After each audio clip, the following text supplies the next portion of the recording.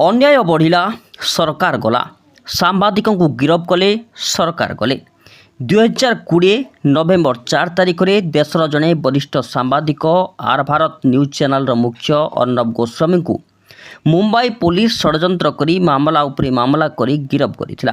अर्णब गोस्वामी को भूल कौन थिला ना अभिनेता सुशांत सिंह राजपूत को हत्या को नहीं मुंबई पुलिस तदंत प्रक्रिया को नहीं पुलिस और सरकार को कड़ा समालोचना करिथिला।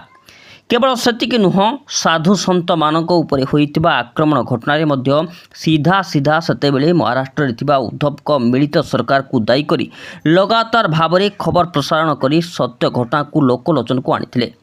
जेउथिरे विचलित सरकार निजर दोष दुर्बलता को लुचाइबाकू जाई आक्रोशमूलक भाव में मामला रुजु करी तांकू गिरफ करथिले।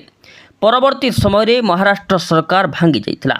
ठीक सेहीपरि ओडिशा रे मध्य समान घटना देखा मिलता। 2022 मसीहा जून 29 तारिख रे सांबादिक तथा बड़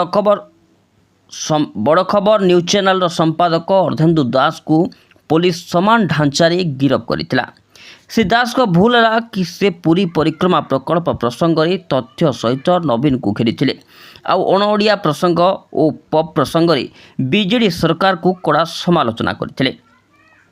गणतंत्र खोलपा पिंधि ओडिशार विकास कथा कही संस्कृति परंपरा भांगुथिबा सरकार अर्धेन्दु मुह बंद करने को आरंभ करथिले षड्यंत्र। तांको नाम रे 1 कोटी टंकार ठकई अभियोग आनी तांको गिरफ करागला। सेतेबेले सांबादिक अर्धेन्दु दास कोटी कथा कहिथिले चका आखि सबु देखुछि, समय आसिले जगा ठीक हिसाब करिब। समय आसिला जगा भी हिसाब कला।